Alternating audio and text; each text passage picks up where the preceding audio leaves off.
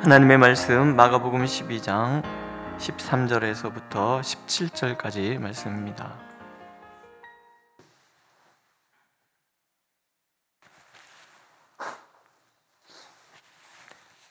마가복음 12장 13절에서 17절 함께 읽겠습니다. 13절. 그들이 예수의 말씀을 책잡으려 하여 바리새인과 헤롯단 중에서 사람을 보내매 와서 이르되 선생님이여 우리가 아노니 당신은 참되시고 아무도 꺼리는 일이 없으시니 이는 사람을 외모로 보지 않고 오직 진리로서 하나님의 도를 가르치심이니이다.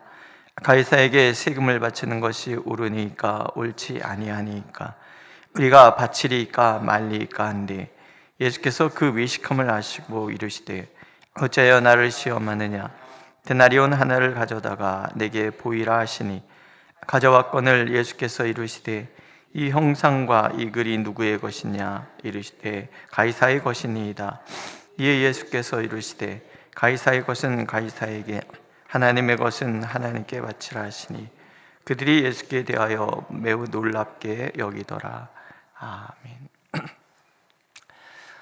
잠언은 우리에게 지혜를 이렇게 정의합니다. 여호와를 경외하는 것이 지혜의 근본이다. 또 거룩하신 자를 아는 것이 명철이다. 이렇게 얘기하세요. 그리고 시편에서 지혜시는 어리석음을 이렇게 얘기합니다. 어리석은 자는 그의 마음에 이르기를 하나님이 없다 하는도다. 그들은 부패하고 그 행실이 가증하니 선을 행하는 자가 없도다. 하나님을 아는 것이 지혜고 하나님을 알기에 하나님을 경외하는 것이 지혜다. 하나님 그렇게 말씀하시는 거죠. 또 명철이라는 것은 하나님을 알기 때문에 하나님 앞에서 사는 사람, 이 명철이라는 것이 해야 될 것과 하지 말아야 될 것을 구분하고 나아갈 때와 물러날 때를 아는 것, 이것을 명철이라고 그래요. 이 모든 그 판단의 기준을 하나님께 두었다라는 거예요. 하나님께서 옳다 하는 것이 옳은 줄 알고 하나님이 그르다 하는 것을 그른 줄 알고 하나님이 나가라 하실 때 나갈 줄 알고 하나님께서 물러나라 하실 때 물러날 줄 아는 것. 결국 명철이든 지혜든 하나님을 경외하는 것이 그 근본 뿌리라는 거죠. 반대로 하나님을 경외하지 않는 모든 지혜는 다 가짜라는 거예요. 부패하고 선이 없는 그런 삶을 살아가는 것. 성경은 단언컨대 하나님을 알지 못하는 자는 지혜를 말하지 말라 그렇게 말씀하시는 거예요. 하나님에 대한 경외 없이 지식을 말하지도 말고, 또한 우리는 그것이 우리의 믿음의 고백임과 동시에 그것이 진리임을 늘 마음에 깊이 새겨두고 살아가야 된다.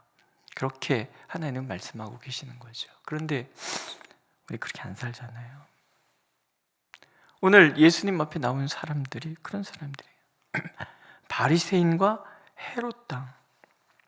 바리새인들은 민족주의자들이면서 분리주의자들이잖아요. 헤롯 땅 또한 마찬가지예요. 헤롯 땅은 로마 정부의 추종자들이에요. 이들이 서로 상종하는 사람들이 아니에요. 근데 이 두 대립자들이 오늘은 한 마음이 돼요. 이유는 한 가지죠. 예수님을 책잡으려고. 예수님을 책잡는다. 이 단어, 이 첫 문장을 읽으시면서 어떤 생각이 드십니까? 한숨 나오잖아요. 어떻게 인간이 하나님을 책잡을 수 있다라고 생각하는가? 모르기 때문이죠. 인정하려고 들지 않기 때문에 그렇습니다.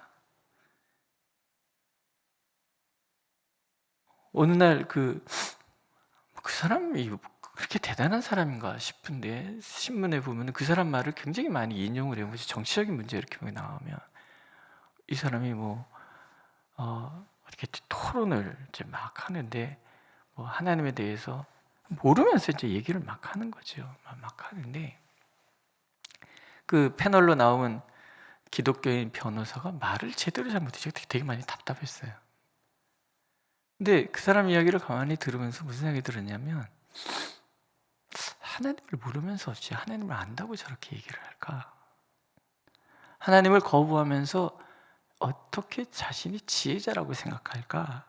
그런 생각이 들었어요. 이 교만과 착각, 이런 이 두 감정에 빠져 있는 사람들이 하나님과 겨루어서 이길 수 있다, 힘을 낼 수 있다라고 생각을 한다는 거예요. 근데 인간은 늘 그러고 살아가는 거예요. 언제나 내 기준이 옳고 하나님의 기준이 틀렸다라고 생각하는 거예요. 내 기준이 전부라고 착각하는 경향이 있다라는 거예요. 그래서 하나님 앞에 따지고 하나님을 시험하려 들고 자신들의 가치 기준으로 하나님이 이렇다 저렇다 판단하려고 든단 말이죠. 이들이 이런 얘기를 해요. 선생님이요, 우리가 아노니 당신은 참되시고 아무도 꺼리는 일이 없으시니 이는 사람을 외모로 보지 않고 진리로서 하나님의 도를 가르치심이니이다. 하나님이 이런 분이 맞잖아요. 하나님은 사람을 차별하지 않으십니다. 하나님 나라에 초청하는 일에 하나님께서는 차별을 두지 않으십니다. 모든 사람의 하나님이시기 때문에 모든 사람을 구원하시기 위하여 하나님은 독생자를 아낌없이 보내주신 그런 하나님인 거예요. 이것이 이들의 진심이라 한다면 이들은 구원에 이르렀겠죠. 예수님을 책잡으려고 하지 않았겠죠. 예수님이 정확하게 보시는 거예요. 그들이 외식이죠. 질문합니다. 가이사에게 책임을 바치는 것이 옳으니까 옳지 아니하니까, 바치리까 말리까. 옳다 하면 식민지의 아픔을 가지고 있는 유대 민족을 향한 반민족적인 정서라고 공격할 거예요, 바리새인들이. 옳지 않다 하면 로마 정부에 대한 항거라고 헤롯 땅이 몰아갈 요량이라는 거죠. 주님을 거부하는 이들의 이유, 그것이 다른 것이 아니라 이혼론이에요. 하나님의 나라와 세상 나라, 성전과 성전 밖을 구분하려는 그런 편견이에요. 이러한 편견 속에서 바리새인이든 헤롯 땅이든 하나님을 성전 안에 가두고 있는 거예요. 하나님은 성전 안에서만 하나님이에요. 성전 바깥에는 하나님이 아니에요. 이러한 편견에 사로잡혀서 예수님을 책잡으려고 하는 거죠. 지혜란 내 기준이 하나의 편견일 수 있다는 것을 아는 것을 얘기하죠. 예수님이 그들의 질문이 순수하지 않다는 것을 바로 간파하시는 거죠. 외식함을 아시고 이르시되 어찌하여 나를 시험하느냐. 하나님은 누구에게도 시험 받으실 수 있는 그런 분이 아니죠. 믿으시죠? 하나님은 누구도 시험하지 않으십니다. 예수께서는 우리의 마음을 아시는 거예요. 정확하게 아시는 거죠. 내가 외식하는 마음이 있으면 거기에 대해서 하나님이 가르쳐 주시잖아요. 내 마음을 깊숙한 곳을 아시는 하나님께서 나에게 찾아오셔서 가르쳐 듣고자 하는 마음이 있으면 우리는 나의 외식을 알고 내 마음과 내 말이 일치되는 삶을 살아갈 수 있어요. 이거 경건이라고 말씀드렸잖아요. 일치되는 삶을 살아갈 수 있어요. 그러나 이들에겐 그런 게 없는 거죠. 예수님께서 동전을 갖고 오라. 가이사의 것은 가이사에게, 하나님의 것은 하나님께. 정부에 내는 세금은 로마 화폐로 드려야 되고, 성전에 내는 성전세는 유대 화폐로 내는 것을 예수님이 알고 계시는 거죠. 빗대어서 얘기하시는 거예요. 가이사의 것은 가이사에게 드려라. 성전에 드릴 건 유대 화폐로 드려라. 그런데 이게 예수님께서 교묘하게 이들의 이 질문을 회피해 가려는 어떤 잔꾀로 얘기하시는 것이 아니에요. 선언이에요. 세상 나라도 하나님의 것이고 성전도 하나님의 것이다. 유대인의 통치자도 하나님이시고 로마의 통치자도 하나님이시다. 하나님은 세상 국가를 세우신 분이시며 동시에 성전 안에서 우리를 만나주시는 분이시기도 하다는 거예요. 하나님이 국가를 세우신 것은 세계 경영의 한 방법인 거예요. 선지서들이 특히 다니엘서와 이사야서가 그것을 우리에게 말씀하잖아요. 오늘 서두에 제가 느부갓네살 왕의 고백을 제가 읽어드렸어요. 한마디, 모든 주권은 하나님께 있다는, 하나님께서 때로는 이를 높이시고 하나님께서 때로는 저를 낮추시는 거예요. 이 나라가 흥왕하는 것도 하나님이 하시는 일이고 이 나라가 소멸되는 것도 하나님이 주관하시는 일이라는 거예요. 하나님께서는 또한 성전을 통해서 우리를 만나시고 성전을 통해서 모든 사람이 하나님께 나와서 하나님 앞에 예배하고 하나님께 기도하기를 원하시는 거예요. 내 안에도 예수께서 계시고 내 밖에도 예수께서 계시는 거예요. 이원론적인 시간 편견에 사로잡힌 시각은 하나님의 세계 경영을 볼 수가 없어요. 하나님이 이 세상의 진정한 통치자라는 것을 알 수도 없지요. 그렇기 때문에 우주적인 하나님을 아주 조그만 내 편견의 속에 가두어 버리고 하나님을 그렇게 규정해서 그 하나님만 얘기를 해요. 그리고 이 하나님을 여기다 묶어놓고 성전 밖에서는 내 마음대로 살기를 원하는 거예요. 그래서 하나님께서는 성전을 버리시는 거예요. 성전을 회파시켜 버리시는 거예요. 우리가 성전이고 한 사람 한 사람 우리 머무는 모든 것이 바로 하나님의 나라, 하나님의 주권이 미치는 그런 곳이지요. 바리새인이나 헤롯 땅의 문제가 아니라 이건 우리의 문제인 거예요. 우리가 자꾸 성속을 구분하고 하나님의 일과 세상 일이 구분이 되고 교회는 성직이고 내가 하는 일은 세속적인 일이고 자꾸 이렇게 구분을 한단 말이죠.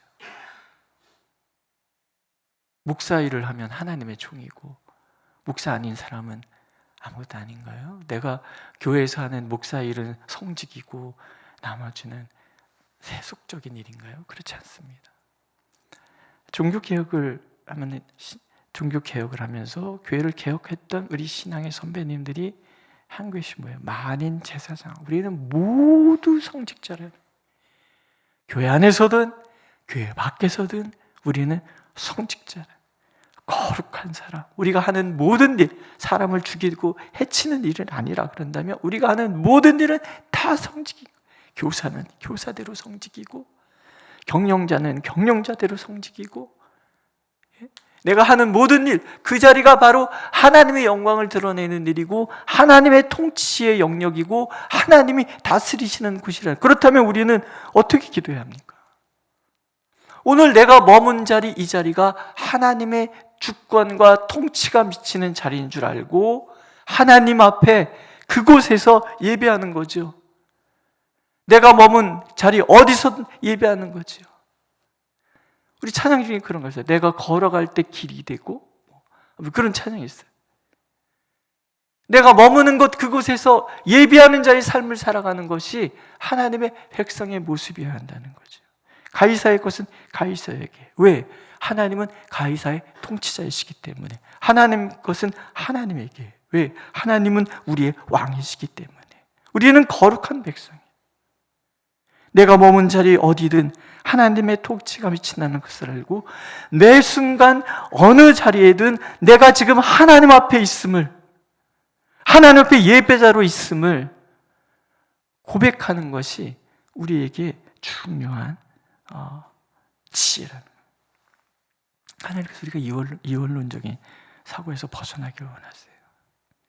성속의 국가가 모두 하나님의 통치 아래 있음을 온전히 믿기를 원하십니다. 그래서 우리는 온 세상에 하나님의 통치를 선포해야만 합니다. 제가 언제 두만강변에 갔다 온 적이 있어요. 두만강까지 가는, 봄에 갔었는데 두만강까지 가는 그 길이 정말 푸릇푸릇푸릇하고요. 논에는 벼들이 잘 자라고 옥수수 뭐 해갖고 정말 풍성해요. 강도 넓지도 않아요. 여기서 저기까지 강 폭도 뭐 물도 별로 없는데, 근데 그 건너편은 아주 황폐, 나무, 산에 나무 하나 없이 사막 같은 그런 쭉 펼쳐져 있는 거예요. 안내하시는 목사님이 그런 얘기를 했어요. 우리 아이들이랑 같이 가는데 아이들한테 잘 봐라. 인간이 신이 된 나라가 어떤 건지. 하나님이 통치하시는 것과 인간이 신이 되는 나라는 저렇게 다른 거란다. 이런 얘기를 제가 되게 많이 은혜가 돼요. 우리가 이 민족을 바라보면서 기도해야 될 제목들이 그런 거죠. 점점 하나님을 우리가 거부하고 있어요. 어느 순간인가 우리가 정말 하나님을 전심으로 찾고 전심으로 하나님 앞에 부르짖었던 때가 쓱 사라지고, 어느 순간인가부터 하나님을 거부하는 소리가 이 땅에 점점 많아지고 있어요. 특히 젊은이들은 하나님을 더욱 거부하죠. 마치 교회에 다니면은 무슨 원신인 것인 것 마냥 그렇게 쳐다보는 그런 시대를 우리가 살아가고 있어요. 우리는 선포해야 돼요. 이 땅의 통치자가 여당도 야당도 아니고 누구도 아니라 하나님이시라는 것을 우리는 선포해야 돼요. 믿으십니까? 내 삶의 주권자 또한 하나님이라는 것을 매일 인정하고 매일 선포해야 되는 거예요. 세상 속에서는 그래서 하나님의 대리자로서 당당하게 세상을 섬기고 세상을 다스리고 세상에 하나님의 나라 통치가 임하도록 그렇게 살아내야 하고, 교회 안에서는 또한 하나님과의 친밀한 그 만남 속에서 서로 사랑으로 교제하고 위로하고 격려하고 그러고 살아야 되는 거예요. 세상이 교회로 들어오고 교회가 세상으로 나가야 되는데, 세상이 교회에 들어와서 이곳에서 세속적인 어떤 가치 판단에 의해서 교회가 재단이 된다 그러면 이것 또한 하나님께서 버리시지 않겠습니까? 예루살렘 성전도 버리시는 하나님이신데 버리시는 거예요. 네. 그래서 우리는 내 한정된 시각의 그 편견을 뛰어넘어서 하나님의 그 우주적인 통치 안에 내가 있음을 고백하고 내가 머문 자리에 하나님의 나라를 선포하는 거 중요하죠. 뒤집으면 뭐예요? 내가 머문 자리 어디든 하나님은 내 편 되어 주시는 거예요. 제가 토요일날 말씀을 이렇게 묵상을 하다가 갑자기 이사야 41장 10절 말씀이 달리 들리는 거예요. 두려워 말라, 내가 내 하나님이 됨이니라.